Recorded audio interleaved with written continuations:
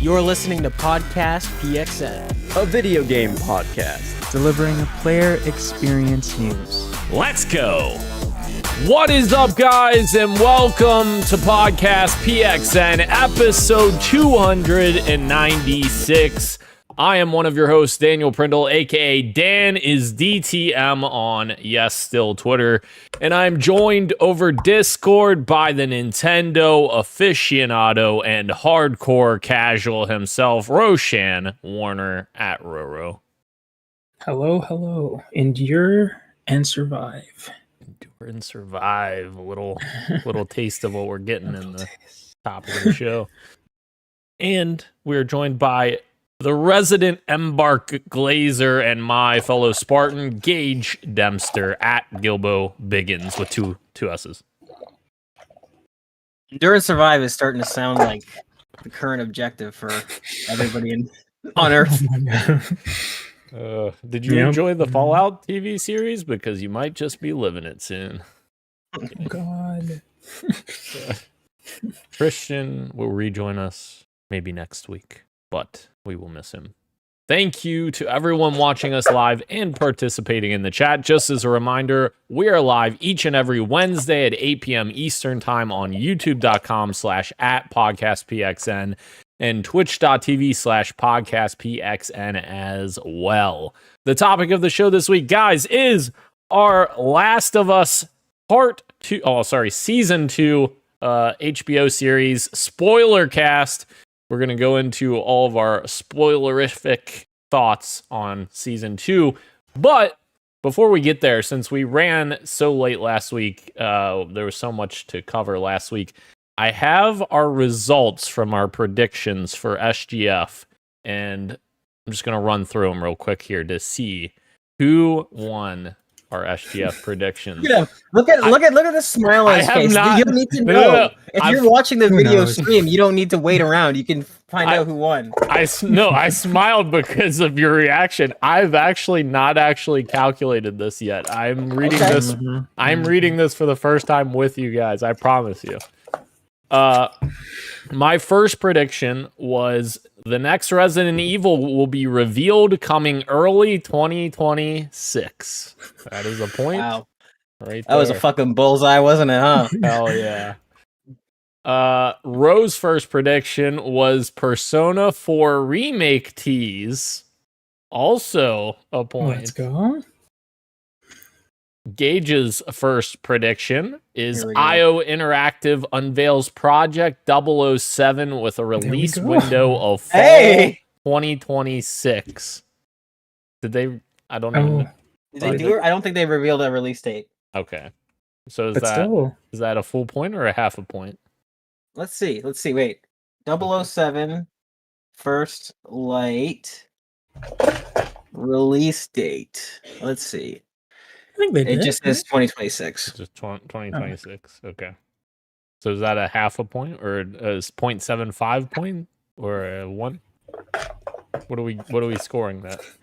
That's up to you two. I recuse myself. I want to give him a point. You want to give him Hell the full yeah. point? Okay, sure. I want to go. Sure, let's give him the point. Just so it's points across the board so far. That'd be fun. Let's go. My second prediction was Hollow Knight Silk Song gets a stealth release after the Xbox event. Well, no, instead they just decided to fuck with people's minds by putting it in the Xbox handheld announcement. Rose's second prediction, Dying Light the Beast gets a release date. That is a point. That is a point. That is a point. Gage's second prediction, which I do believe I said there's no fucking way it's happening. Anyway, State of Decay 3 trailer, and it is coming in early 2026. It is not. And it was not. It was a no-show. Oh. Okay, my next one. We got a first look gameplay trailer for Gears of War E-Day coming fall 2026, right, guys? No, we didn't get it. Nothing. Nothing. Rose next one is Playdead's game gets a small teaser. It did not. It did not, sadly. One day. Yeah, One day it will. one day. Gage's next prediction is a new Halo project gets announced with no release window and no time whatsoever. It did not get announced, sadly. Maybe in October at Halo Worlds. That's the rumors. My next one is Battlefield 6 campaign trailer gets shown off, and it is coming this October. We got literally nothing from Battlefield. Not even an acknowledgement that it exists. No. Insane, actually. Rose next one. Kingdom Hearts 4 gets a brand new trailer with no release date. We did not get that. It did not. Did not get that. Gage's next one. Arc Raiders gets a trailer with a release date of July 2025. Dan gets goosebumps. He says, I did not get goosebumps. It's not releasing July 2025. So I did get a trailer. We did get a trailer. That's half point. Is that like 0.25 points? If you're doing the math here. Oh, because of the Goosebumps thing? So Yeah. it's 0.33, isn't it? Or 0.33. Yeah, you want me to give you 0.33? I want 0.33 on the All right, board. there you Absolutely. go. 0.33. Stupid. All right.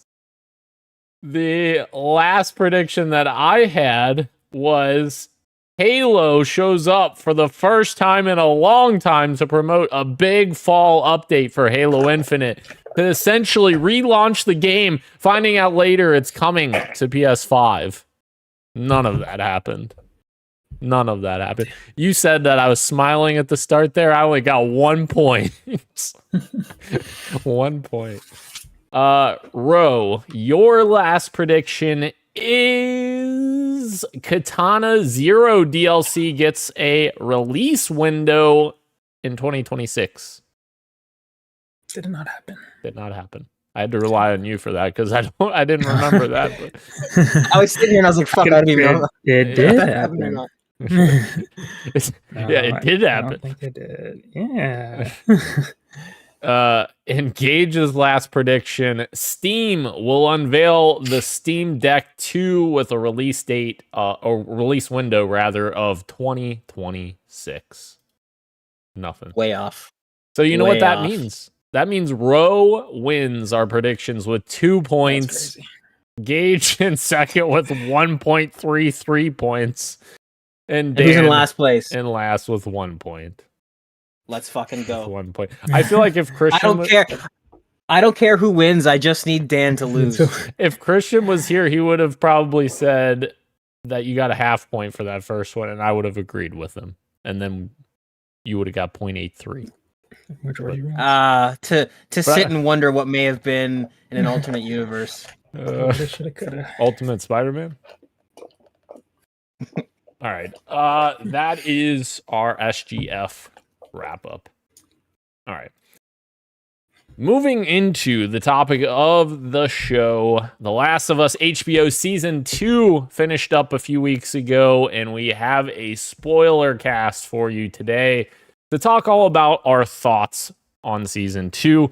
Before we get there, though, real quick, there is a story that kind of goes with The Last of Us HBO.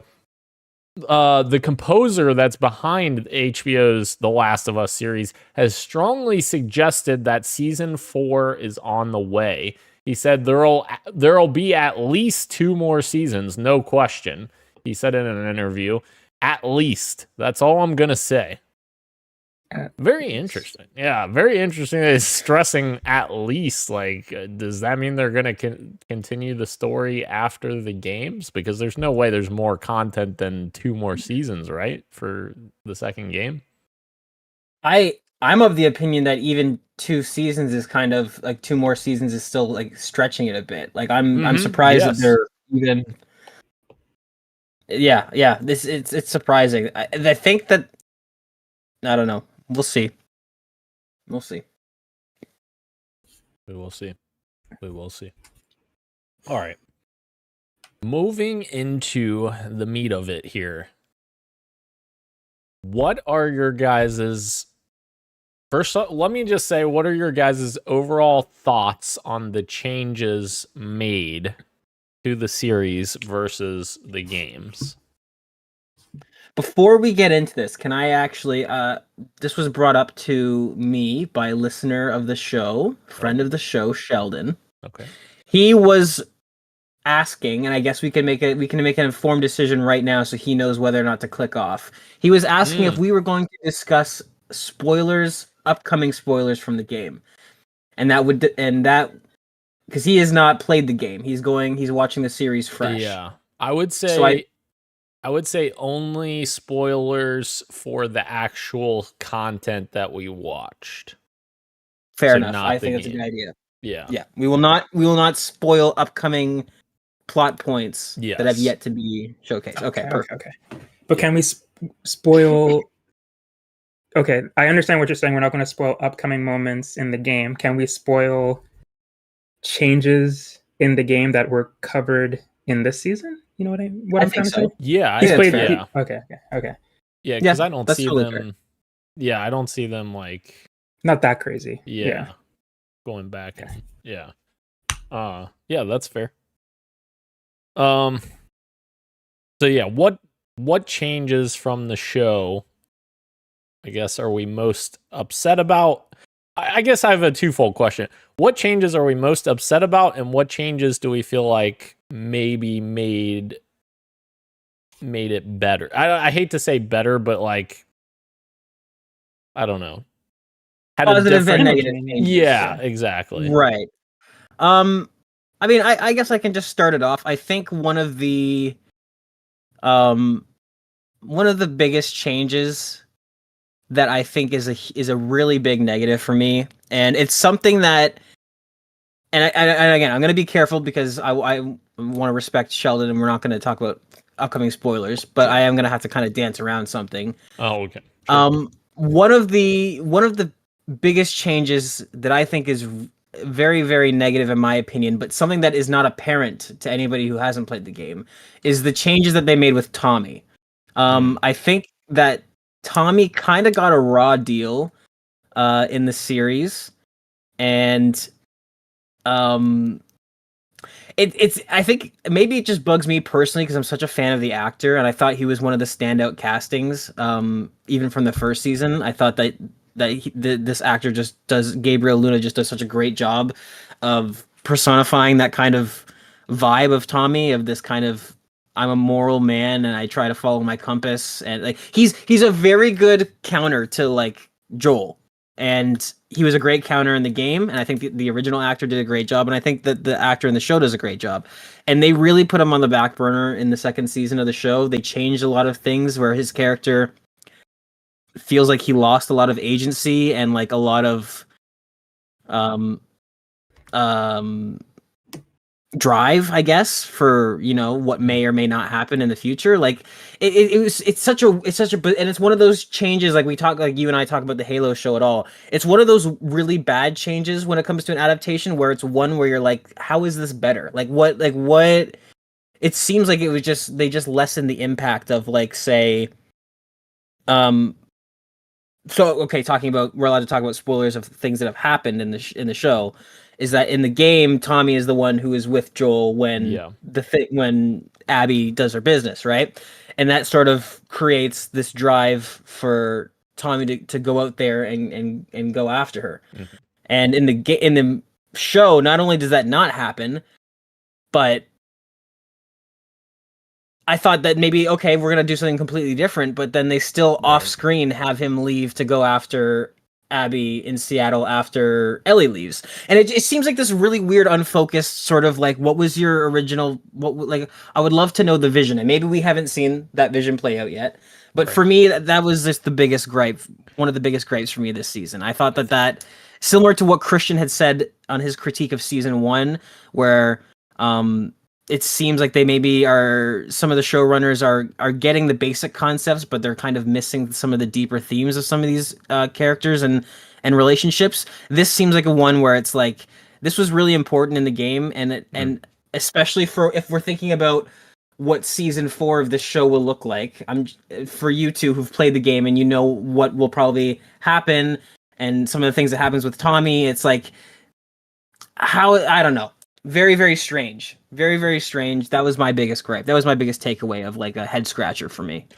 I think to your point, like Tommy, like I feel like I know what they were trying to do with Tommy, but then they didn't actually like take it to the point where they needed to. Like the episode where Tommy is like looking over Joel's body and he's kind of like reminiscing or whatever. Like I feel like they didn't do enough to like explore those feelings that Tommy might have been having post Joel dying. Like essentially they glossed over that aspect, and like that to me would have been a very intriguing exploration for that episode instead of like the town hall that we got where it was basically it just was filler essentially.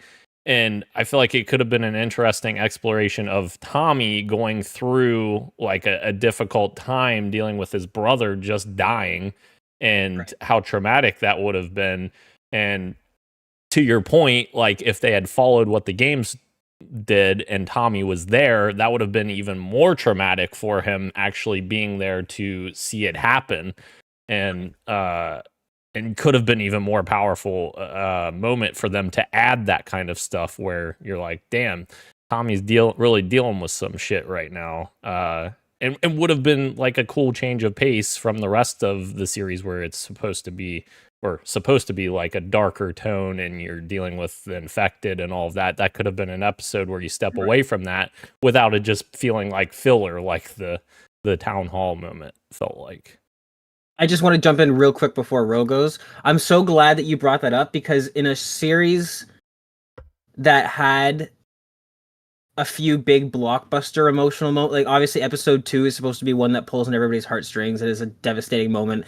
Episode 6 is supposed to be a big moment. But for me, and again, this just goes to, and maybe it's a personal bias because I really like Gabriel Luna, but to me, that moment you're talking about, that scene was maybe like a minute long. Yeah. A minute, like it was a very, very short scene. That was one of the most powerful emotional moments for me, is that tiny little moment he shares when he's with Joel's corpse in the morgue. And he's what does he say? He says something brutal, like, you know, give Sarah my regards or something like that.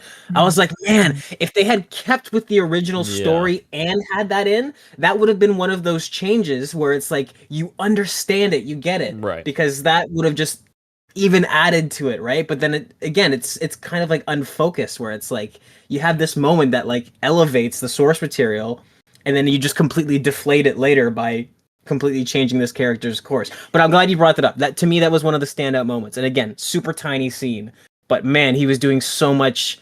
He was doing so much with so little. And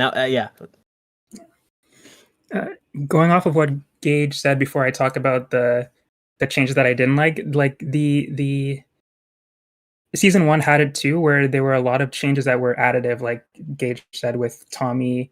That could have been additive if they fix some other stuff as well. Like Isaac in this season, I thought them expanding on his backstory a little bit more and him having more scenes in the later episodes was cool. It wasn't like game changing or anything, but I was like, oh, this is pretty neat. I like seeing more of this character and where he came from. But similarly, where Gage didn't like how Tommy was changed around, I didn't like it myself either. But the Jesse and Dina stuff, the switching with those two characters really messed up the pacing for me in particular. And when I was watching it, like the earlier episodes, I was like, oh, this could be cool. Like I'm excited to see what they're going to do switching these characters. Are like, okay, Tommy's here and Dina's over there. Like for me and for us, people who have watched or played the game rather, like this could be cool to keep us on our toes. Let's see how they play this story out without hopefully changing, changing too much that it's a completely different thing.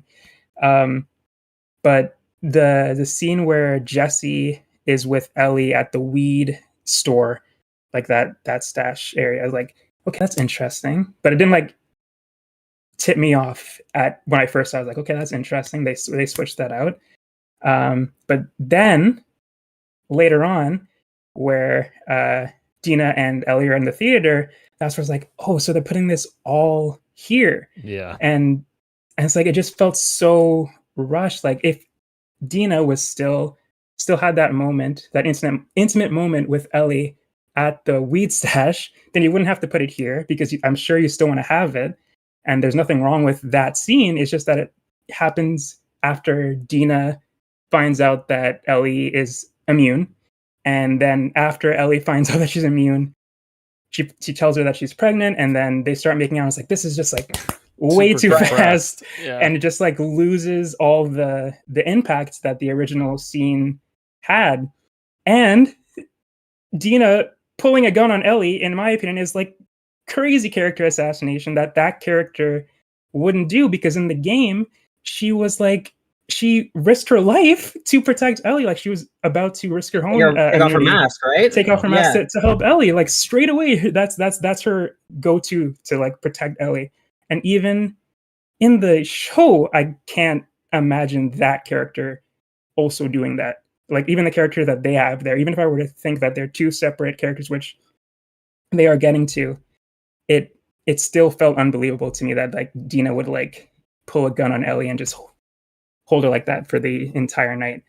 But that's kind of the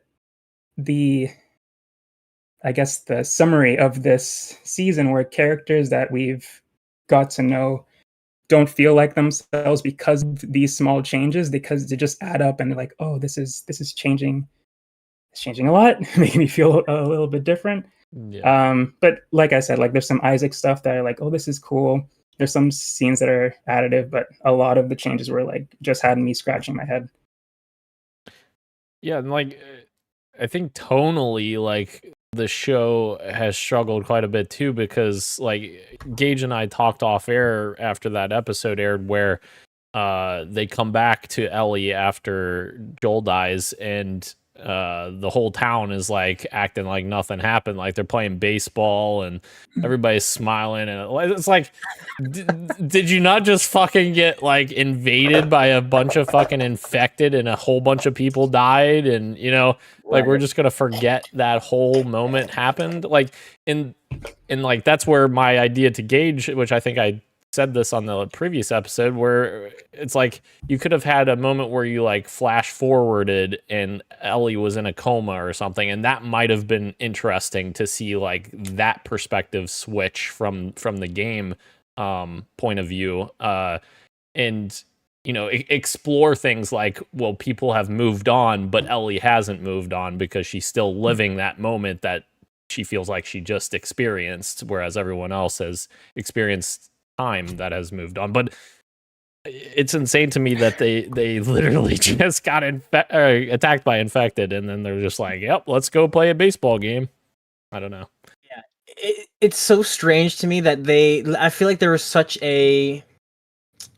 It's funny because it feels like shows are taking longer to make nowadays. Like we're having to wait like super long between seasons, but at the same time, simultaneously, it feels like shows are being rushed when it comes to the writing stage, when it comes to like thinking these things through. Like HBO used to be such, especially just recently watching Deadwood for the first time, which is another period piece that was on HBO. It takes place in the late 1800s.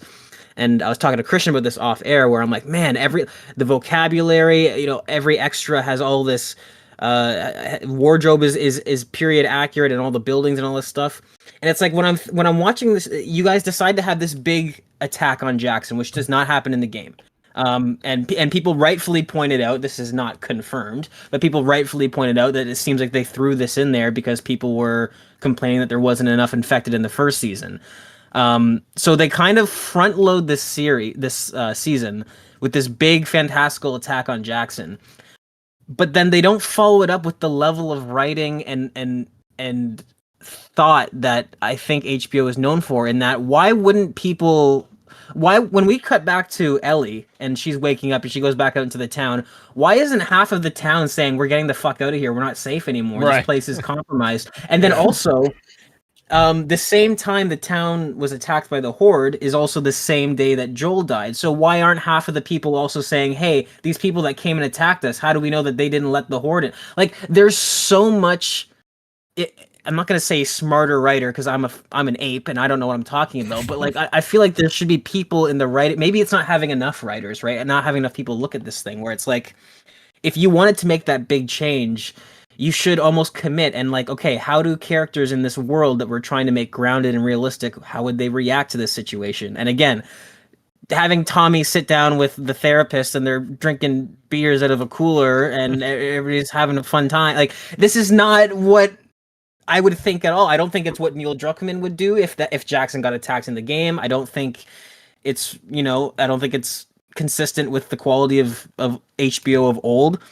It's just very strange to me. And I think you're right. We were talking about, I think we can all agree that the 3-month wait is just a bizarre idea. It kind of doesn't make sense emotionally for Ellie to have this momentum lost, but also not lost. She's somehow been able to wait 3 months and she's still just as angry. It is a very bizarre choice, but it's even more bizarre to do this big shakeup and have her wait 3 months and then not capitalize on making that change and not really follow through with it. Just kind of say, like, you could have, like, that 3 month later splash screen, you could have done 3 days later and not changed anything, except it would have made a little bit more sense. I don't know. Very, very strange to me.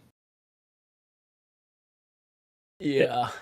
One other thing, like, Ro, you were touching on Ellie and Dina as well, and just to add on to that, like, their relationship in general, I think, in this season doesn't really make a whole lot of sense. Like, they haven't evolved their relationship. They just, like you were saying, kind of just spilled it all out at once, and then there it was. Like, there's not been an evolution to say, like, episode 1 they were here, 2 here, etc. Like, there, it was just like, oh, here's everything. Like, not a great way to, like, build a relationship between two characters.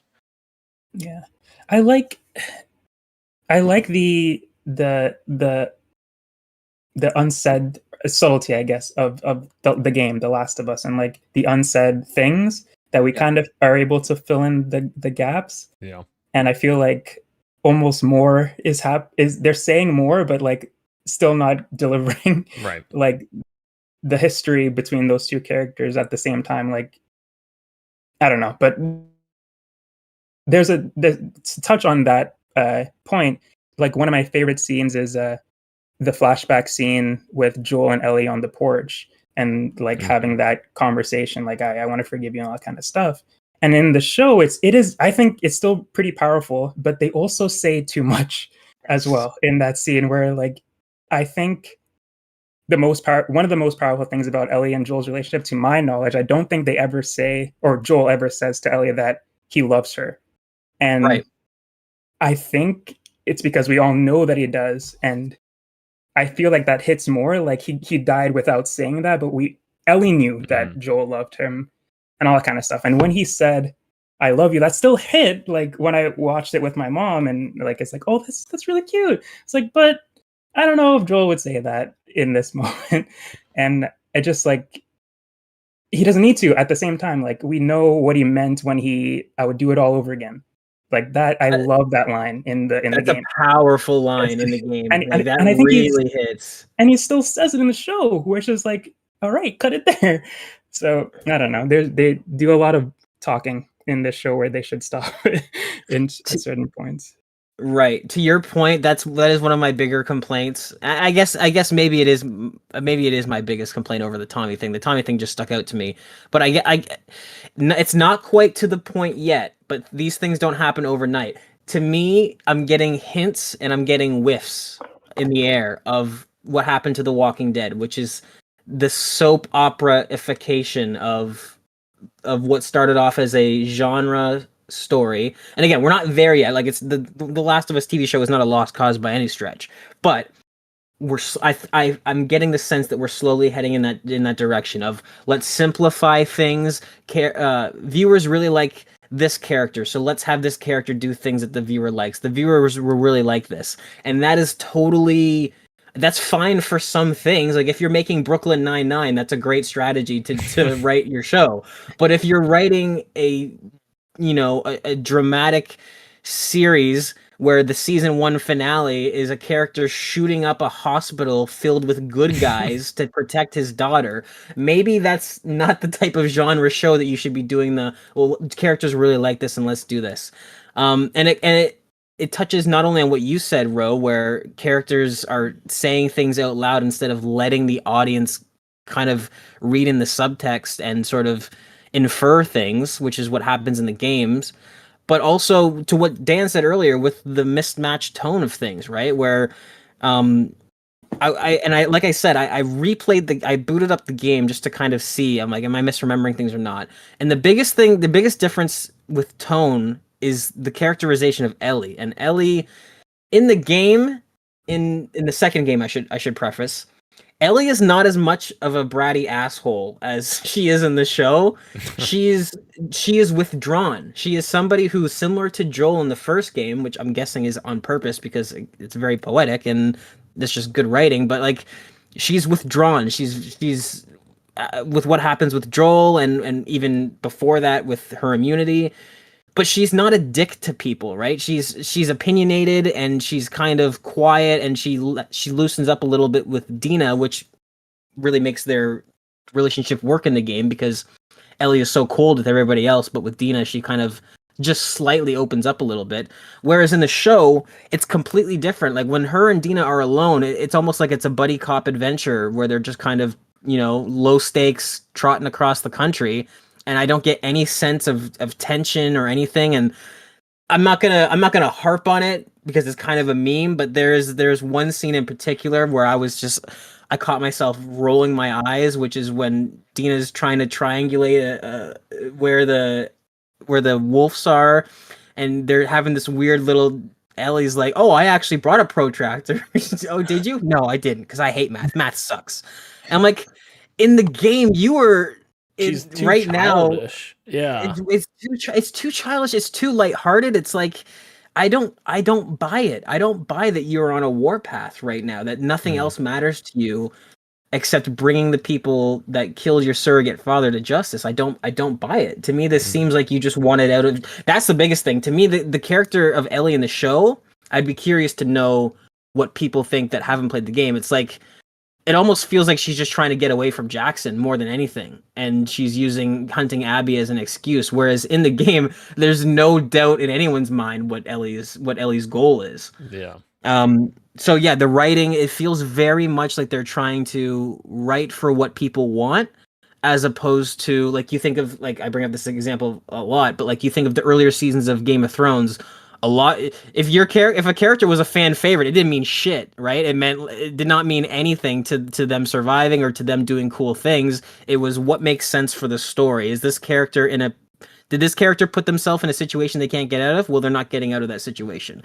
That's the kind of writing that I prefer, and that I feel like the games kind of have for the most part.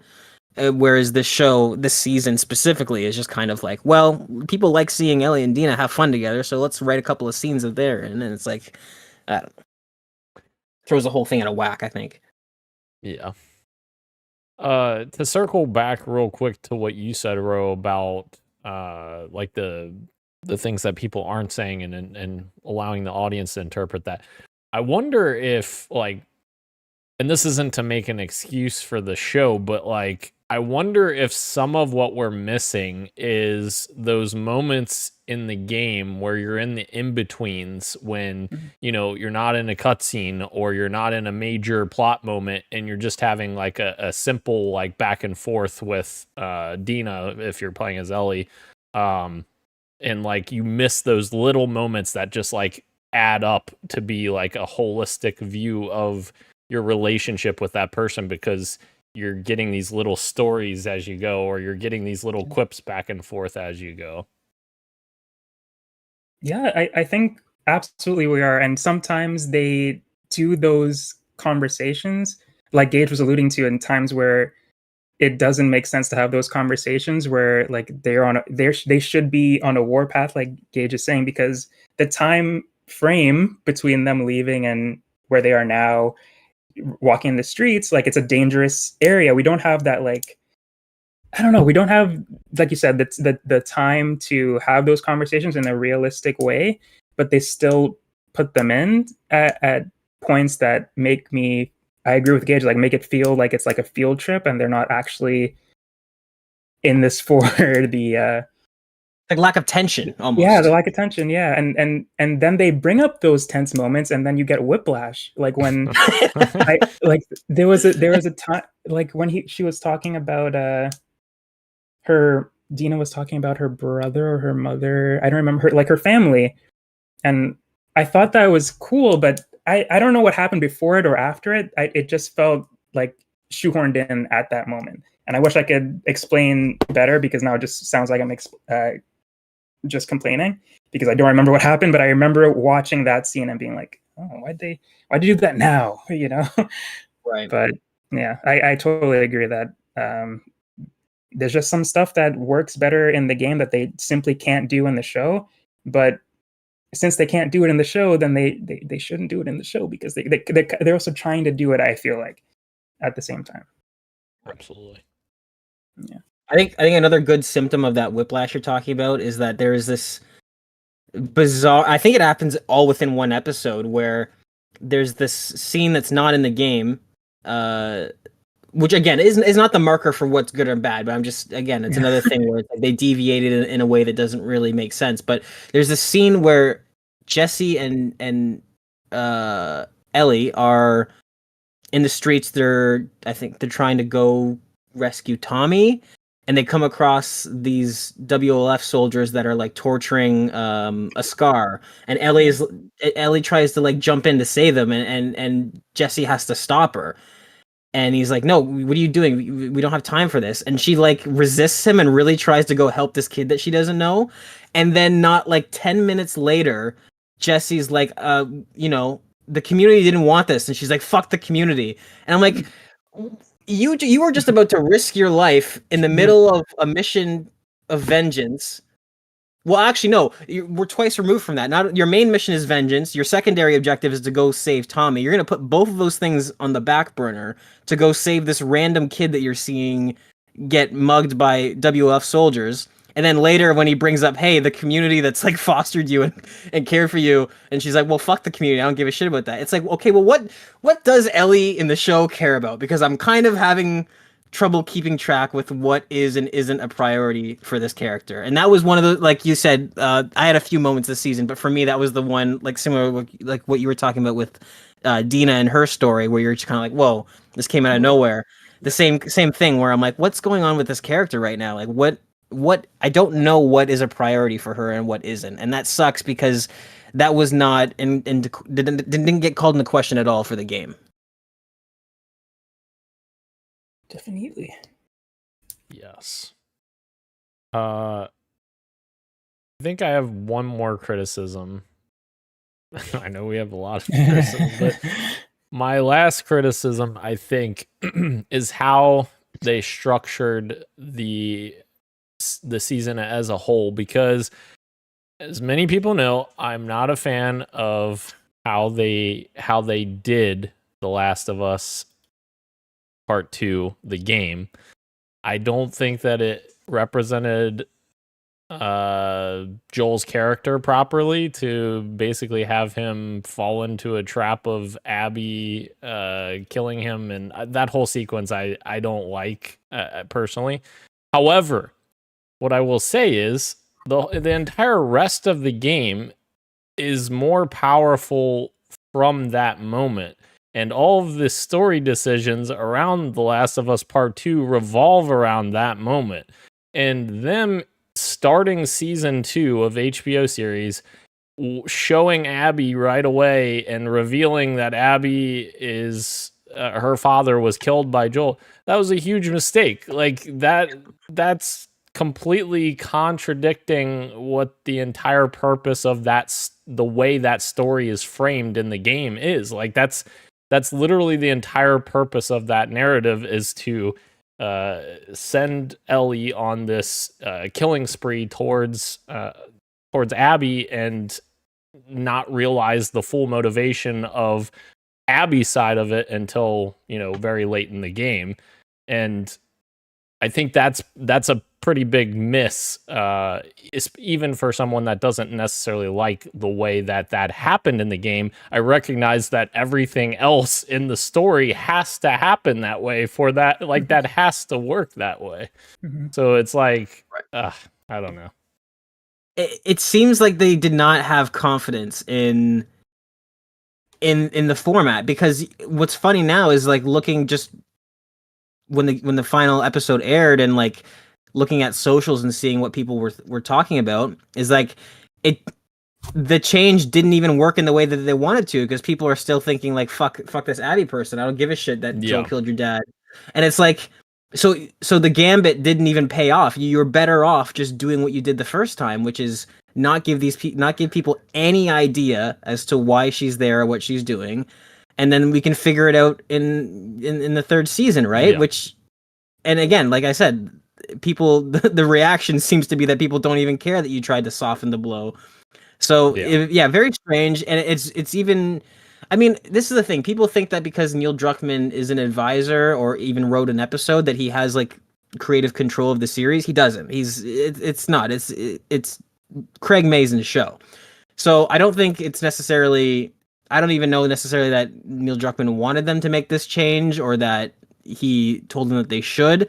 It was a very, very strange choice to make. I don't know what they were thinking, but obviously it didn't pay off, because people, like even in my family, are just like, I don't really give a shit about this Abby person.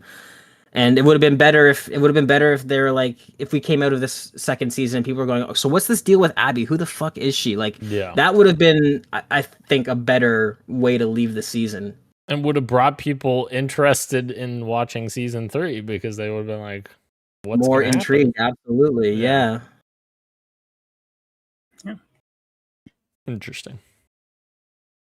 Do we have any other criticisms of the show? There was one that I was thinking about, but I lost it. Oh, it's a super quick one. The when Ellie is going to the aquarium, but then she crashes on the Seraphite island. I was like, but why? That was silly. Back to our theme of unfocused. Yeah. Oh my god! And she gets off the island. Yeah. But it was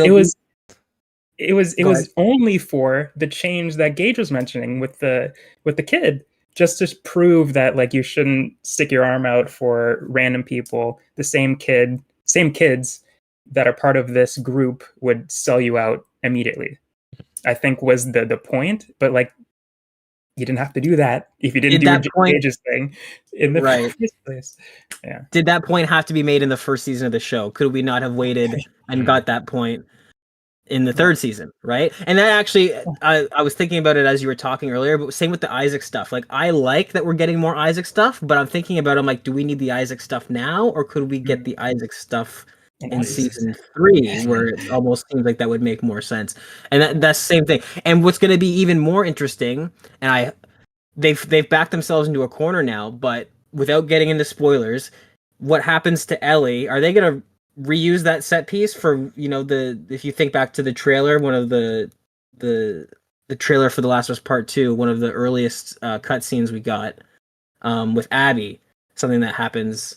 I don't know if you guys, I know what you're talking about. Is because they did something. It's very strange. I don't know why they did that. That was probably one of the, again, it's a small detail, but it's like, what were you thinking when you did this? And to your point too, like, I think that it would have been more interesting if they would have framed Abby as this murderous, like, psychopath, and not even shown Isaac, and they don't even talk about their other community. Because as soon as you bring in the fact that they're with another community, it lends some kind of like sympathy for them because they're a part of something bigger. And like, it would have been far more interesting to wait till, like you're saying, season 3, and then you introduce and say, oh no, wait a minute, Abby and her friends are part of this bigger group, and then Isaac and all of that can come into the fold as well. Like, that just seems more interesting. I do have one more nitpick with the writing, and this is more to the soap opera thing of like let's just have this happen because it needs to happen. But there's a scene pretty late in the series where Ellie and Dina get jumped by a bunch of stalkers, and then Jesse ends up coming in and saving them. There is a moment where Ellie, this is right when Jesse comes to save them. Ellie is like pinned down by 3 stalkers. One's biting her arm, one's biting her stomach, and one's biting her leg, and she's screaming. And then Jesse comes in and shoots them all. And he has his gun pointed at Ellie because he just saw with his own eyes that she was getting chomped on. Yeah. And then Dina screams from a cage 20 feet away, no, she didn't get bit. Trust me, she didn't get bit. And that's the end of that. Nobody has any follow-ups. Nobody has any questions. Jesse doesn't feel compelled to check her for bites. Very, very strange. And again, just a hint of that Walking Dead quality writing where it's like, what are we doing here? Why have her get pinned at all? Why, or like physically get bit by these stalkers if you're just gonna have her get saved in a couple seconds anyway? I don't know. Yeah. I don't know. That jumped out to me though. I was like, okay, Jesse, the rules guy, the we must follow protocol guy is like, oh, she's good. Okay, cool. I just saw her get chow down on, but that's fine. And that, I think that's sort of brings us to like some positives. Like, I think, well, sort of positives from season 1. Like some of my favorite moments from season 1, despite what some other people may think, I personally liked a lot of the changes that they made in season 1 and like the additive stuff that they added in season 1. And like, I think that's the moments that we needed more of. Those are the moments that we needed more of in season 2, like what we were talking about earlier with Tommy. Gosh, I blanked on Tommy's name for a second. Like with Tommy reconciling with his brother's death, like that's the kind of stuff we needed more of. So, what other positives were there from this season? I mean, I think. Oh, the first when Jackson gets overrun, I thought that the infected, like that entire sequence of like the infected and climbing walls and like all of that sequence, I liked like that kind of stuff. And you know, I think we probably could have done with more infected the rest of the season, because it feels like they threw a lot of their money at that one episode for infected. Right. It seemed not very well thought out, where they were like, oh, people want more infected, so let's throw them all. Let's have this big battle sequence in the second episode, and that'll satisfy them. I would have happily just taken, you know, instead of Dina and Ellie walking through empty streets joking, it's like, why don't you just have these small little set pieces where they have to just navigate it? Doesn't even have to be a firefight every time. Just have these set pieces where they have to sneak around, use their ingenuity and sneak around and make distractions and stuff like that. I think that the Jackson. So, I mean, when you say what are the positives of the show, it still has a lot of really good positives. I would say the makeup department is still absolutely insane in terms of the infected and the cordyceps. Like, it looks awesome. It's funny, I said, I guess the makeup and costume department, I guess it's kind of a mixed bag, because at the same time, everybody's wearing brand new clothes as well, so that's a little silly. But when it comes to the infected, at least, and the scars looks really cool too. I think the Jackson attack is interesting. There are certain moments where when I was gonna say Gabriel, that's not his character's name, Tommy is giving instructions, and they clearly have like a protocol for what happens. I was really interested in it. The problem is that they just take it a little bit too far, where they have like a World War Z amount of zombies coming up, where I'm like, true. Well, I've seen these guys struggle to withhold like 3 or 4 infected at once, but now they've got 600 at the gates and they're able to hold their own. And I think it got a little bit silly when as soon as they broke down the wall. At first, I was like, oh, are we doing a major detour where like Jackson gets over? Like, it seemed like too much water came onto the ship for the ship to stay afloat, if that makes sense. Right. When it comes to the Jackson attack, even though I agree with you, the visuals of it were awesome. I absolutely loved it when Maria went to the kennels and let the dogs out of the cage. Oh, I was watching it with yes. Lynn, and she was like, "No, why is she doing that?" But I knew right away. I was like, "No. These dogs are gonna fuck these That was infected awesome. up," and that was a great set piece. But at the same time, I think they did kind of turn it up to 11 just for the sake of turning it up to 11 and not really thinking what is the real world consequences of having 300 infected inside your town. I don't think that you would realistically be able to recover from that. But it definitely was cool to see like the firing lines and them releasing the barrels of oil over the fence and having all these sort of like traps set up. That was very cool stuff. Something that I liked was one thing how the actual fight ended and encounters ended, but I liked how the stalkers were introduced in the third episode, but I really liked how they're introduced reintroduced when Dina and Ellie were together, where there was one and then it's like, oh shit, there's a bunch of them.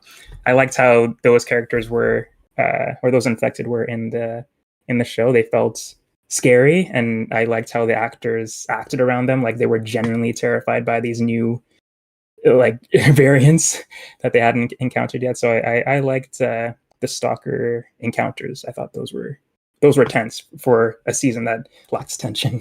Yes, absolutely. I feel like every single one of my positives is followed up by a negative. But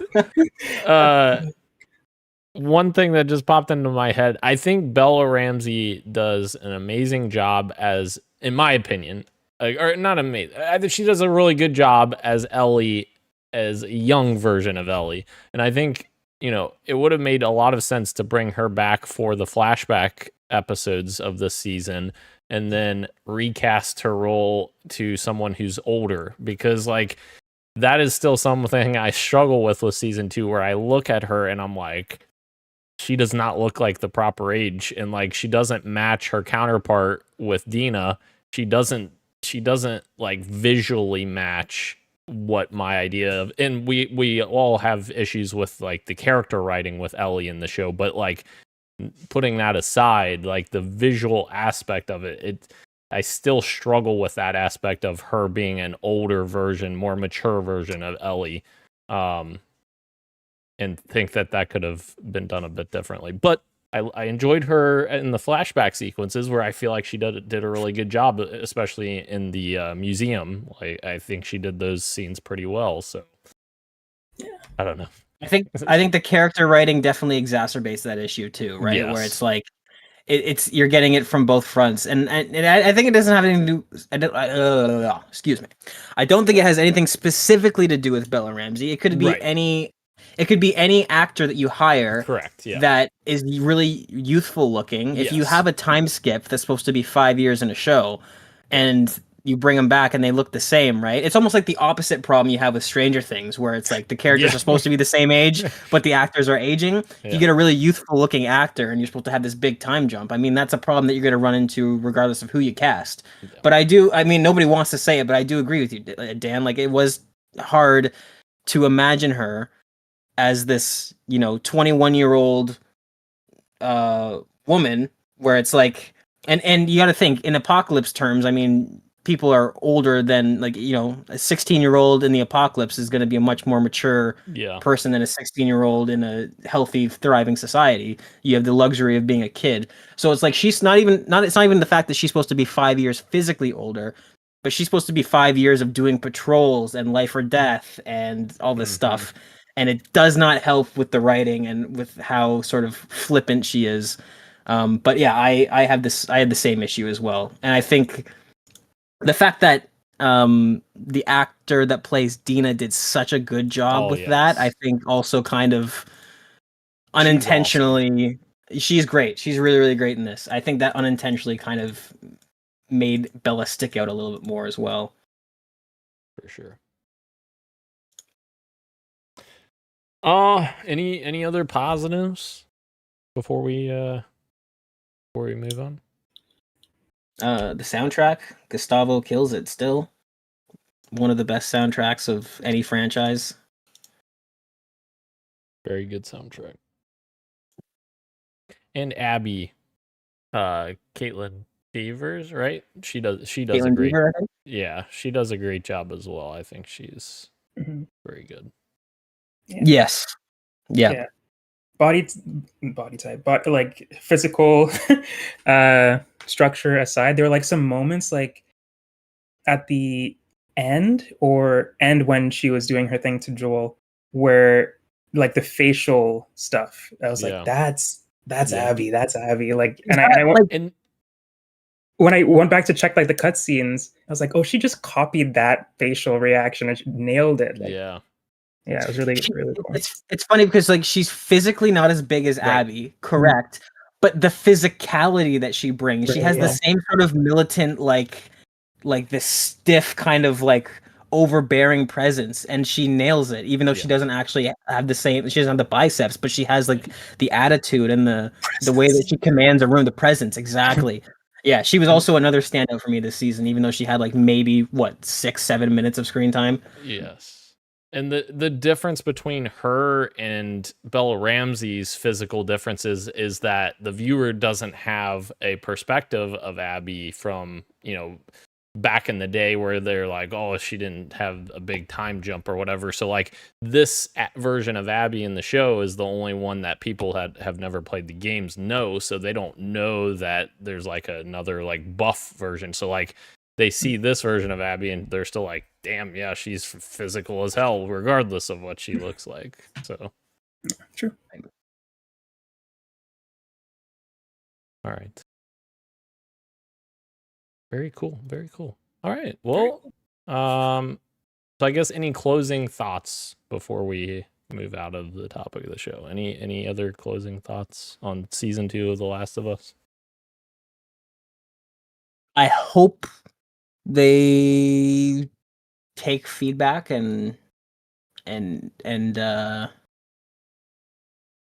don't know, come out swinging with season 3. I think in my mind, I would say season 1 of The Last of Us is an 8 out of 10. It's a pretty great season of TV, and I think for me, season 2 has been downgraded to like a 7. It's not anything extreme. It's not totally bad, but it's a noticeable downgrade in terms of its writing. And for me, The Last of Us, what people remember, I mean, Last of Us is considered one of the greatest video games of all time, and it's because of its writing. That is the most important thing, right? And so I worry that, especially with a very successful first season, that sometimes people let it get to their heads and they think, okay, well, we're going to keep doing The Last of Us, and The Last of Us is zombies and it's fungus and it's this and it's that, and it's like, it's not, it's the writing. That is what has cemented The Last of Us in the video game Hall of Fame. So I just want them to double down on that for the next season and really pay attention to the writing, because I think that's the most important thing. Agreed. Yeah, that's all I got to say too. Echoed.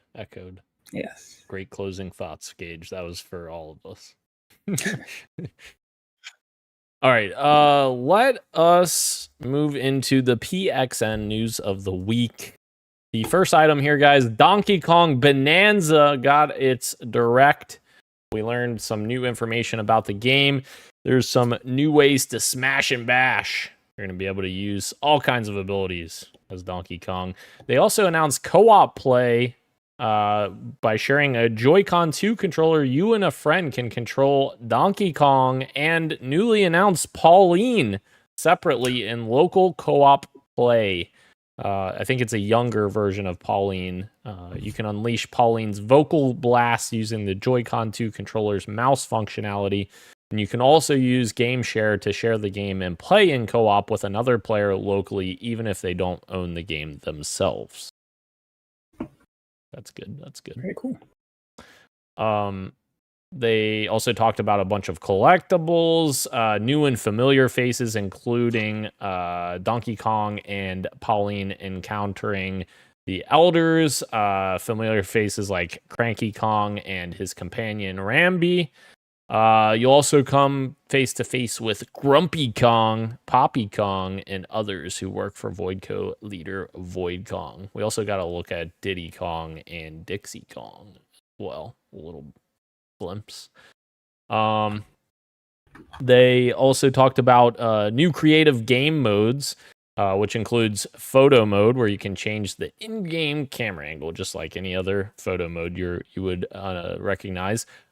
But there's also an interesting mode called DK Artist, where you can use the Joy-Con 2 mouse controls to take a break from the action and carve designs into stone. You can even change the lighting and add banana effects to give your masterpiece its finishing touches. That is actually pretty neat. I saw a bunch of different creations that they made for this, and I could see people making all kinds of crazy shit in there, like good and bad. Yeah, a little bit of both. This reminds me of like the stage creation tool in Smash Bros, where people would again make some really cool stuff, but some really cursed stuff. So I'm excited to see what people create with that. Yeah. Overall, I'm very excited for this game. I think this game is the one that highlights the Switch 2 the best for me thus far. So I'm excited to play this. Yeah, I agree. It looks pretty fun. Looks like, I think this is the Odyssey team. I'm pretty sure. I think right? so. Yeah. Yeah. It looks like Odyssey times 10, but with Donkey Kong. Yeah. It looks really. I like how open the spaces are. Yeah. Just like Odyssey, but yeah, it looks really fun and pretty. In the freedom, like they talked about how you can like, there's different ways that you can get past different puzzles, which is just super cool. Like they have this one that they showed where there's like a metal grate that blocks your progress, and you can either like dig under it, like you would think to do originally is just dig under it, but then they're like, well, also you could just fucking hit into the wall here and go all the way around through the wall, and it's like that's so cool, like to have different pathways. Just really neat. Love that. The Breath of the Wild effect. Yes, absolutely. For Donkey Kong working underground. All right. So that leads us to our other PXN News of the Week item. The next generation of Xbox has been officially announced. Xbox put out a minute video, mainly with Sarah Bond, talking about the future of Xbox as a hardware service as well as software. Essentially confirming that they're working on a next-gen Xbox with AMD as their partner once again, and they are also mentioning a handheld, like a first-party handheld, despite the rumors that it had been canceled. So it seems like we're getting multiple devices from them. And they also had some very interesting statements, which one of those statements Sarah said was that future console plans will not be locked to a single store or tied to one device. And then she says Xbox will ensure that Windows is the number one platform for gaming. So interesting that she said Windows, and interesting that she says will not be locked to a single store or tied to a single device. That makes it sound like their next console and handheld are going to essentially be PCs running Xbox as an app, essentially, and you can still get to other platforms like Steam, Epic Game Store, etc., which to me is very exciting if they can make it work in a very intuitive and console-like way, which I feel like they may do, because it sounds like a lot of the Xbox OS team have moved over to basically rebuilding the Xbox app and Xbox environment on Windows, and I have hope that they're going to revitalize that and make it a console-like experience, so that when their next-gen console comes out and the handheld comes out, it'll be very good for both console gamers and PC gamers that want to use the Xbox service as well. wonder if this is also them trying to course correct for a lot of third-party developers complaining about the Series S, where like Absolutely. now this seems like such a future-proof way of thinking, where it's like, well, let's just make our next Xbox a Windows platform, and then that's Yeah. one less gate for them to hurdle, right? One less Yeah, this, platform to develop for too. exactly, right? And we don't we don't know how much Windows this next thing is going to be, but if it is Yeah. just full Windows, right? If it is essentially, I think the best case scenario for this is that it's essentially like Steam Big Picture mode, right? Where it's Yep. pretty much just like, yeah, this is just Windows and it's just got an Xbox skin on it, and that's it. This is nothing but great news. This is super exciting. I woke up to you with text messages from you talking about this. We've got a lot of friends who refuse to elevate to the PC platform, so now they can stay under their rocks, and we'll bring the PC to them. Yeah, I mean, this is nothing but good news. This is very, very exciting. Yeah. Very Yeah. cool. As long as they get the OS right. I just want to have a good, seamless OS. And performance. Yeah, there is some complications like drivers and that kind of stuff. I don't know how they'll work that out, but I don't know. It will be interesting. I mean, yeah, here's hoping that maybe there's ways around it though, right? AMD, whatever chips they design for them, whether it's do we know if they're doing like an SoC or if it's a more classical kind of? That's a good question. I don't know. So I mean, one way they could get around it, right, is that if the say they do the classic CPU and GPU combo, AMD could kind of, whatever they give them could be very, very similar to their what's the word I'm looking for? Consumer level stuff that you buy for your PC, right? You keep that as similar as possible so that the developers working on it kind of it's a bit more seamless, but yeah. Who knows? And it could alleviate issues where you have developers that don't really want to develop for Xbox as a hardware platform anymore because the install base is so small, because you have Windows, you have all these other ways to play. So like it makes a lot more sense to have it just on Windows, because then developers are already releasing on Windows. And I mean, hell, even Sony's releasing on Windows. So you'll have PlayStation games theoretically on the next gen Xbox, which is interesting. Yep. All right. Into the quick bites we go. A Silent Hill 1 remake is in the works from Bloober Team. This was announced during Summer Game Fest. It was like right after Summer Game Fest. Kind of interesting that they decided to make Silent Hill 2 remake and then go back and make 1 remake. Like, why wouldn't you just start with 1? I don't know. But cool for Silent Hill fans, nonetheless. They did a great job on 2. And then MindsEye has officially launched, and it has been an absolute shit show. This news story brought to you by Rockstar. Make sure you buy GTA 6 next year. No, I'm just kidding. That was a joke from one of our previous stories where apparently people are being paid. That's what Rockstar wants you to say. Yeah, exactly. Yeah. Somebody who's taking money from Rockstar and wants to throw people off their tracks would say. Yeah. Exactly. So their troubled launch has continued with reports that the developer is canceling sponsored streams last minute, and some players are securing refunds. The developer has now issued a statement saying they are heartbroken over the game's difficulties.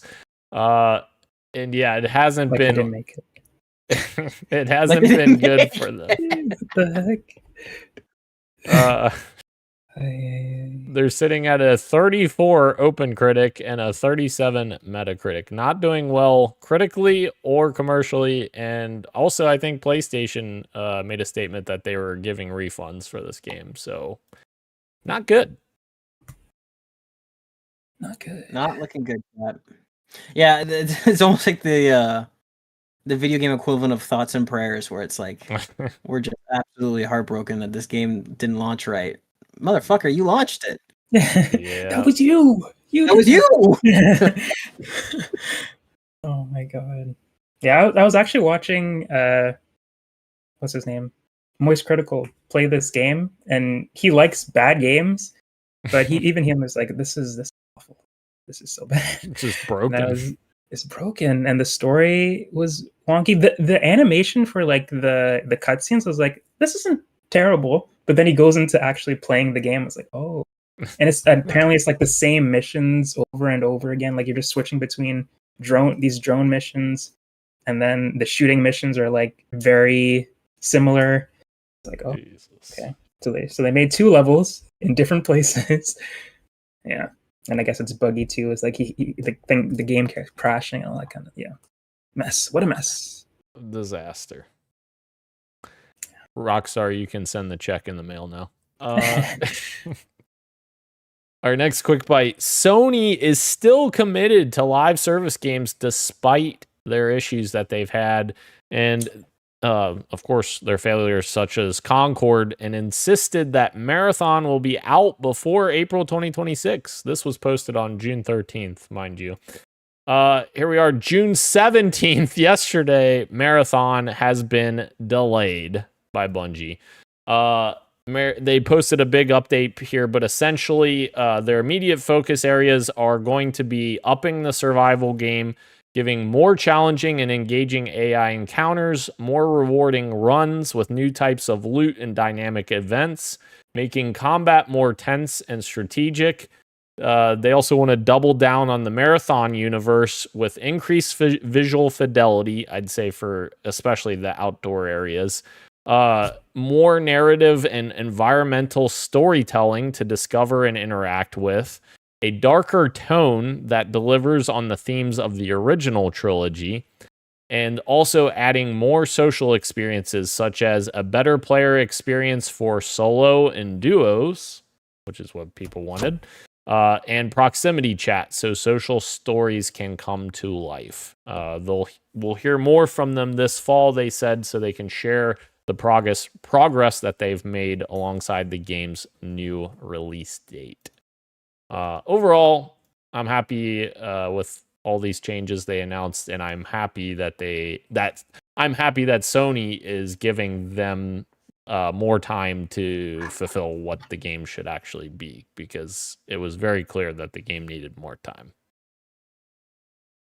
Yeah, I think it's good news, and it's promising that it's an indefinite delay. I think we both agree that they needed a delay. I think the worst version of that could have been them giving like a January date or something like that, where it's like, I like that we're not going to get an update until when the game should have, until after the game should have launched. Yeah. And then they can assess from there because this game might need 6 months, it might need 8 months, who knows, right? Like, but this is good. I obviously, Bungie is one of those names that you want to stick around, but the game, from what I played, it was in a really rough spot, and especially does not help when you have games like oh god, Arc Raiders. That's the one. You forgot it because you don't believe in it. You don't believe in No, it. stop.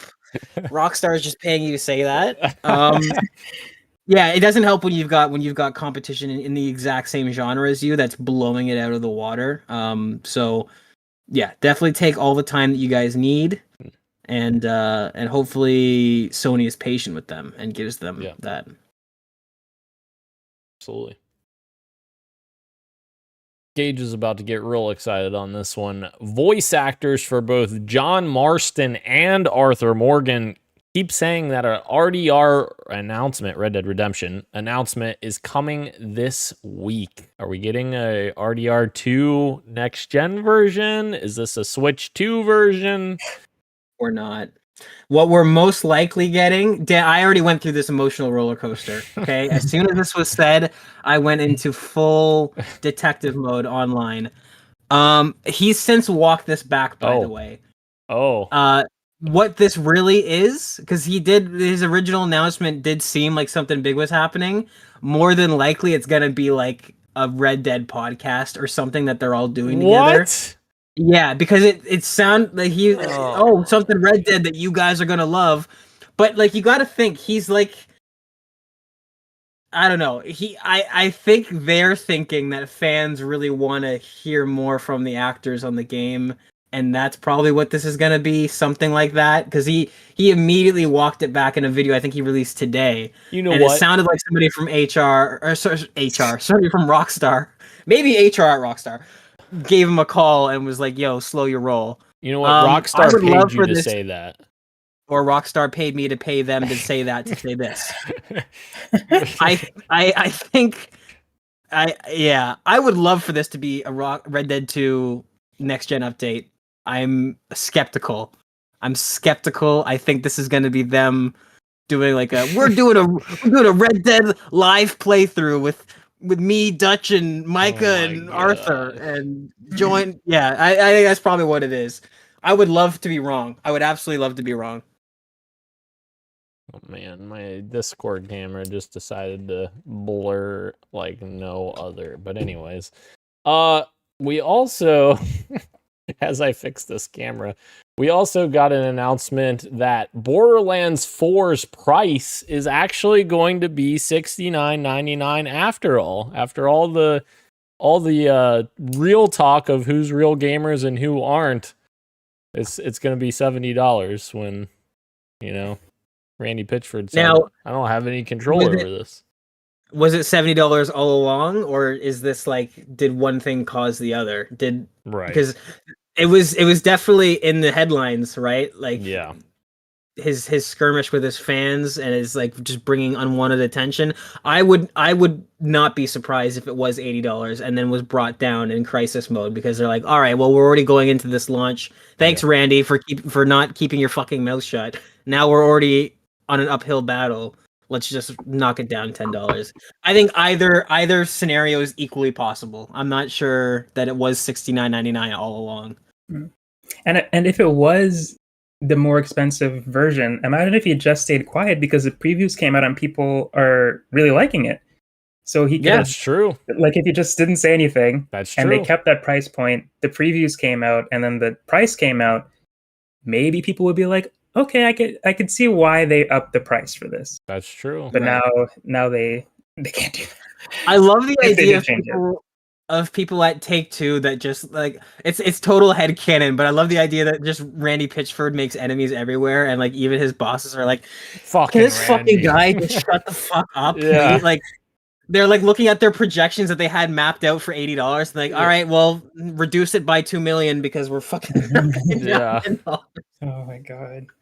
Yeah. Yeah. The yeah. And yeah, Bro's right. We don't, Yeah. I don't see it written in here, but I just want to bring that out that Yes. apparently the previews are extremely positive for They this are. game. Like, it's a really like impressive sequel, which I think you and I talked about this on the show. I was on board for just more Borderlands, more lighthearted fun, Yeah. but apparently it's like a really well thought out, mechanically sound sequel. So that's even more exciting. And It would be really great if your CEO wasn't constantly hindering your fucking progress at every opportunity. You know why it's turning out to be such an amazing, like, well thought out sequel? Because Randy Pitchford was too busy fucking sitting at the Borderlands movie set while this game was being made. That's the irony.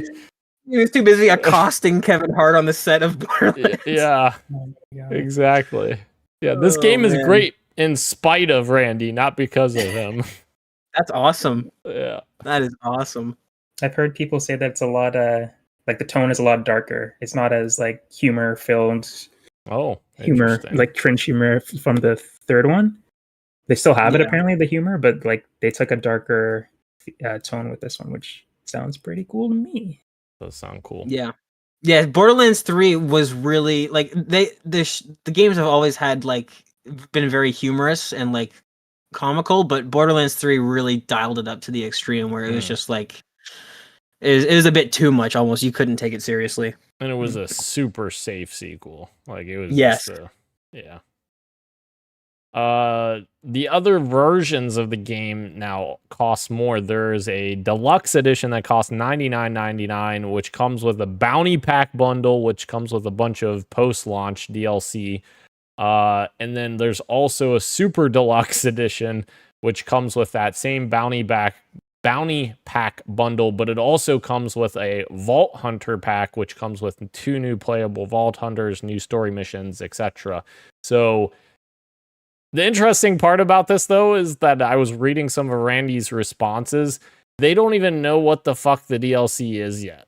And that's my only problem. Like, I've always been like fine with like these expansion passes when they save you money, like you can buy expansion passes ahead of time, but that's with the caveat of knowing what you're getting. Like, for instance, Forza Horizon had always like 2 big expansions, and they would say, yeah, we've got this expansion and this expansion, and you can buy them both together for $40 instead of buying them for $50 separately or whatever the price is. Right. I like that because it saves money. But like, to fucking have this in here for these super duper deluxe versions that you don't even know what the fuck they are, I don't know. I don't know about that.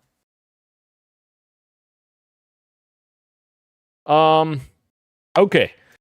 Moving on to the next story. Hideo Kojima made significant changes to Death Stranding 2 after playtesters thought it was too good. Yeah, it's too good. That is the most Hideo Kojima bullshit I've ever heard. People are unanimously enjoying this. Let me just... Yeah. Kojima said that he was opening up about the problem of having players like Death Stranding too much. That means something is wrong, Kojima told him. We have to change something. There's a key moment where we had a discussion probably halfway through when we were doing the game where he came to me and he said, we have a problem. Then he said, I'm going to be very honest. We've been testing the game with players and the results are too good. They like it too much. That means something is wrong. We have to change something. And he changed stuff in the script and the way some of the crucial stuff happens in the game because he thought his work was not polarizing and not triggering enough emotions. According to Kojima, if everyone likes your work, it means it's mainstream. It means it's conventional. It means it's already pre-digested for people to like it. I don't want that. I want people to end up liking things they didn't like when they first encountered it, because that's where you really end up loving something. I don't know if I agree with him. I see the premise, but if you're playtesting something and is playtesting very well, I don't know if I agree that, let's just completely change this because too many people are liking it. I don't know. Mm-hmm. I guess that's why I'm never into the Hideo Kojima games. I wonder if Dan would have liked it if he was there. That maybe, yeah. He would have been like, Dan likes this. Fucking get rid of it. We gotta change it. When the first headline you mentioned, like he's changing it because it's too good, I was like, that's ridiculous. And then I heard the response that you just read, the quote, and I kind of get what he's trying to say, but I also don't completely agree with it either, because maybe they liked the polarizing stuff. Like, you could like things that are quote unquote bad or is like in The Last of Us. I like The Last of Us, but like horrible shit happens in that game all the time that I don't like. Yeah. But you know what I mean? Like I don't know if they were talking about what the playtesters were specifically talking about. Kojima seems to be talking about the story. So that's kind of weird to me that he is like, oh, these guys really like the story, we got to change it. As opposed to like, if it's gameplay stuff, like I don't know. I don't know why we want to change gameplay stuff that people like either. But I understand what he's kind of trying to say, though, where he doesn't want it to be too vanilla. He wants it to be Kojima, and Kojima is his stuff is very crazy. So I could see why he wants to elicit that reaction that he's been known for. But at the same time, it's like, you don't want the game to be bad, right? It's an interesting dilemma because normally we say, let the creators make the game that they want to make. And it seems like he made the game he wanted to make, and people really, really liked it. And they said, actually, never mind, I don't want to make that game anymore because you are having too positive a reaction. I don't know. It's the problem I have with Kojima as a whole. It's that it's giving the sort of film snob energy where it's like, oh, this is too accessible. Let me artificially make it inaccessible because that'll give me clout. And it's like, sure, like I guess whatever, but like sometimes like you get The Dark Knight, which is an accessible movie and also is fantastic. True. Like you don't have to artificially make something convoluted just to make it convoluted. I don't know. Very strange. But then again, that's Kojima, right? Like that's just who he is, and that's part of the charm. Actually, Gage, The Dark Knight is an overrated movie. 2025. Christian? All right. The last quick bite here. I thought I would mention this just because I was surprised. Dune Awakening, which is that MMO, is actually doing pretty well. It's sitting at an 80 right now on OpenCritic, and I've seen a lot of people playing this game and having a good time with it. So shout out to them for seemingly putting it together and making a pretty decent game. But let's jump into Fantasy Draft check-in, which it's been a while since we checked in. So we have a lot of movement that has happened. Let's go all the way back to May 31st, where Dan dropped the game Marathon. What perfect timing to drop it before it gets the delay that I knew was coming. So I ditched that, even though I wasted $20-some on it. Whoops. That's crazy. Yeah, that was a whoopsies, but we'll recover. Row acquired the game Mafia: The Old Country with a bid of $5. Let's go. I'm excited for that. Row also acquired Reanimal with a bid of $5. Row also acquired Trails in the Sky First Chapter with a bid of $5. Row came in and took my game that I dropped which is totally fair. He took Kirby Air Riders with a bid of $10. We'll see if that was... Yeah, we'll see. If that was a good idea, if it's coming out this year. And then Christian acquired Lumines Arise with a bid of $5. And then I actually forgot that I did this on June 14th. I think we were talking about this game. I picked up with my newly opened slot from dropping Marathon, Mina the Hollower with a bid of $3. Smart. Hell yeah. So, going over onto the points side of things, we have quite a few updates here. Mario Kart World got a release, and Mario Kart World is currently sitting at... Where is Mario Kart World? There it is. 87 on OpenCritic for a whopping 17 points for Christian right now. And then we got Elden Ring Night Rain, which I don't think we talked about last time, and that is at 11 points at an 81 for Christian as well. And then we also have Lies of P Overture, also for Christian, for 14 points, released during Summer Game Fest. So Christian with a whopping 3 games released right there. That's huge for him. So Christian is sitting at 5 games released with 78 points. I'm so used to him being in last. I shouldn't have read him first. Whoops. I forgot what those 3 games releasing. He actually jumped you guys. So actually, I apologize. Ro, you're sitting in last with 39 points with 3 games released. So you only have 3 games released. You still have GTA 6 that you still have to drop. Yeah. I remember to do that. You have plenty of room there to make it up, though. Lots of slots, lots of chances. And then Gage, how does it feel to be back in second to last place with 57 points? You have 4 games released. I'm not commenting. It's not worthy of a comment. And then, of course, I just mentioned Christian sitting at 78 points with 5 games released. And without further ado, Daniel is sitting in first. But of course, I have the most games released. I have 7 games released with 98 points. a look at some upcoming releases that we have.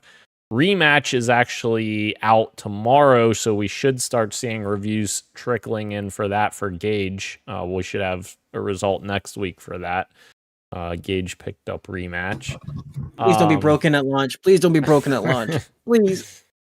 We also have Death Stranding 2 for Christian coming on the 26th, which is, I believe, next week. And then we have EA Sports College Football 26 for Gage coming July 10th. And then I have Tony Hawk's Pro Skater 3+4 on July 11th. And then we have Donkey Kong Bonanza on July 17th for Christian. And much further games down the line. Rose's next game is Mafia the Old Country on August 8th. There's a look at our upcoming Fantasy Critic. I just want to point out that the projections now show that Roe is going to be in last place. No. But you also have a lot of games to pick up. So once you pick up some games, it may be like Hopefully. Yeah. All right. So moving into our final segment, what you got for me, Dan? What you got for me? Well, I have good news, guys, because on my trip down on vacation, I actually got to play The Legend of Zelda: Tears of the Kingdom on the Switch 2. And let me just tell you, it runs like butter on the Switch 2. I love playing that game at a solid frame rate. It feels really good to play. And basically, I just played a bunch more shrines. I just spent the entire time searching out some of the shrines that I had not completed yet, and had a lot of fun with that. So, yeah. And then also, I am over halfway done with Doom: The Dark Ages. Yes, I am on track to finish a fucking video game. You're on track to stop 2 hours from the finish line and never pick it up again. Fuck off. I'm going to finish it. I'm enjoying the Doom: The Dark Ages. I think maybe it's my least favorite of the series, and that's not to say that it's a bad game or anything. I still very much enjoy it. It's still very much just more Doom, essentially. It feels like a very safe sequel, even though it felt like they were going to make a lot more sweeping changes. It doesn't feel that significant when you're actually playing it. And there is these moments that I feel like you get into these moments where it feels like you're being sucked into like a certain action. It sometimes feels a bit too on rails for me. Like a good example of this is like when you're flying around on the dragon and like you do all these cool things, and then you get to like a moment where you're supposed to like land at a certain area.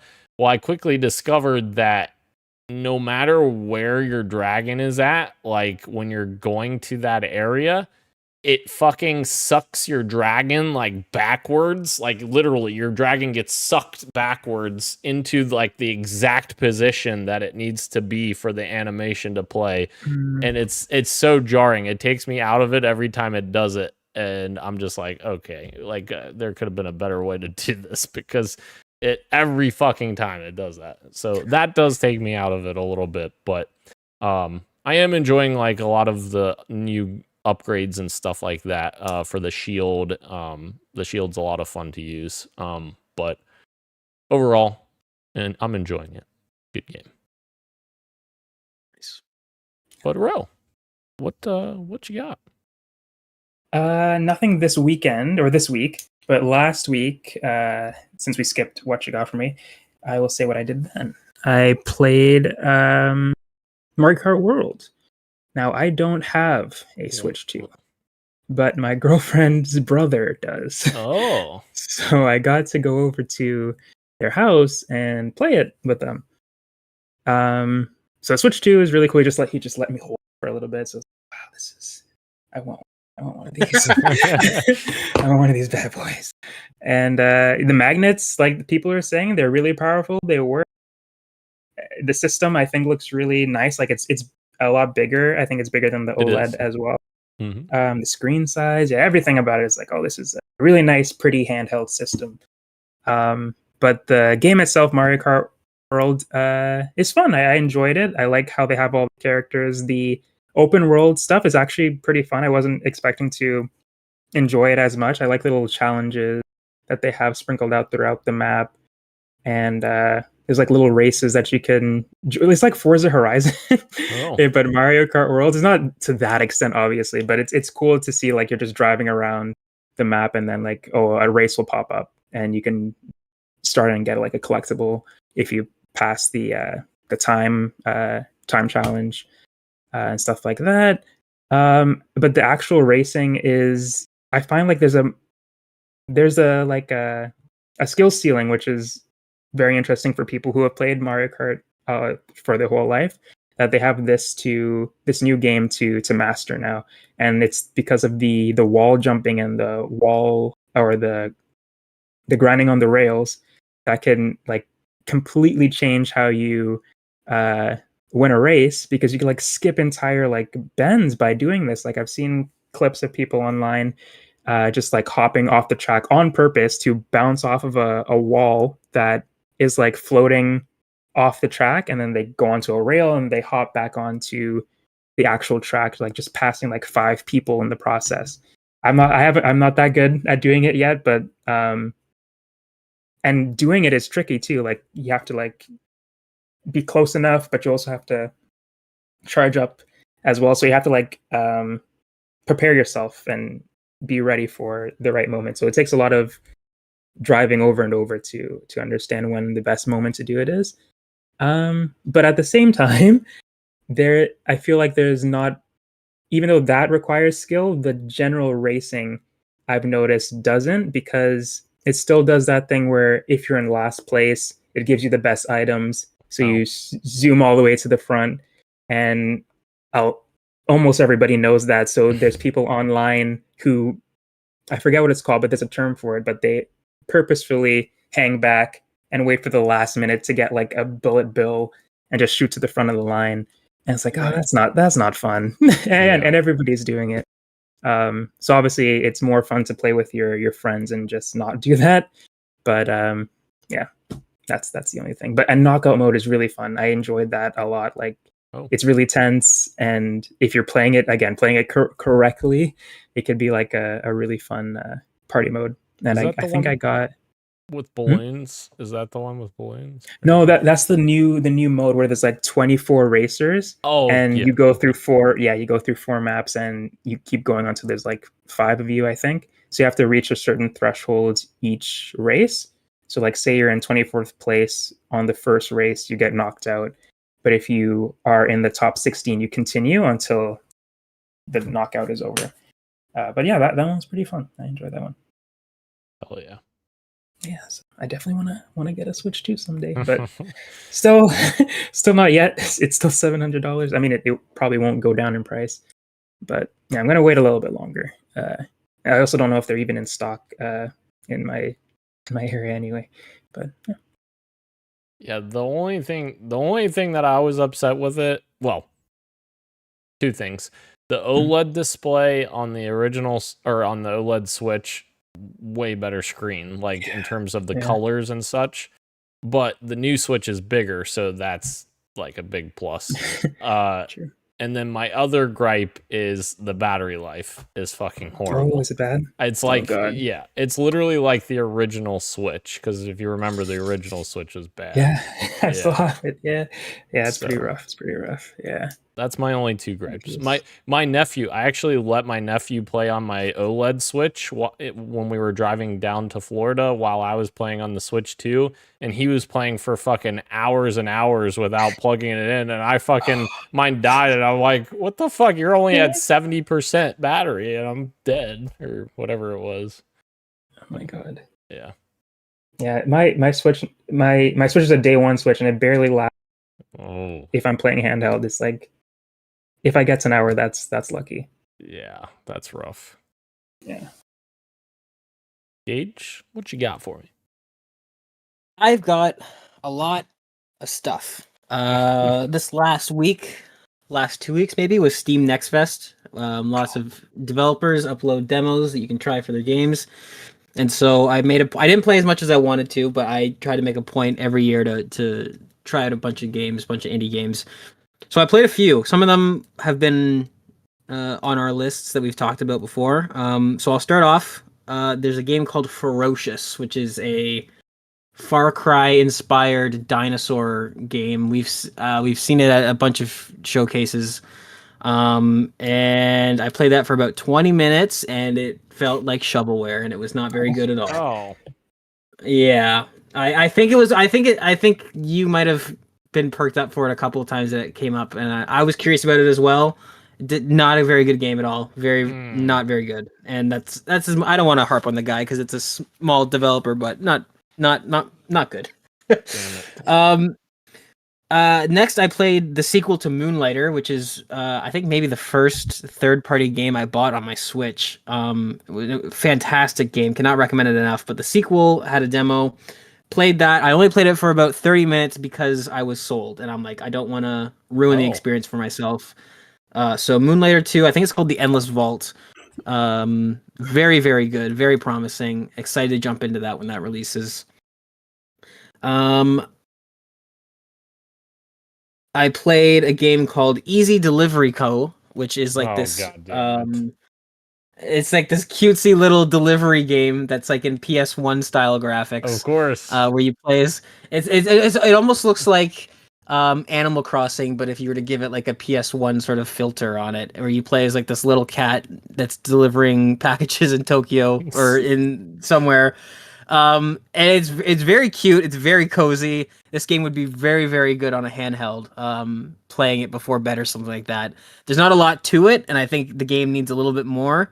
But I will say this video game has maybe the coolest pause screen in the history of video games ever. Very, very, very, very cool. What they do is like you press the pause screen, and it comes up on the screen, and it's almost like it's like a desktop. That's like the style of it, and you you use I was playing it on controller, but there's a little cursor on screen, and then you go click on settings, and it's like a little folder, right? And it opens up. But then I realized, because it keeps every time you get a new tutorial, it pops up on your screen as a text, and you click on the text folder and you read it.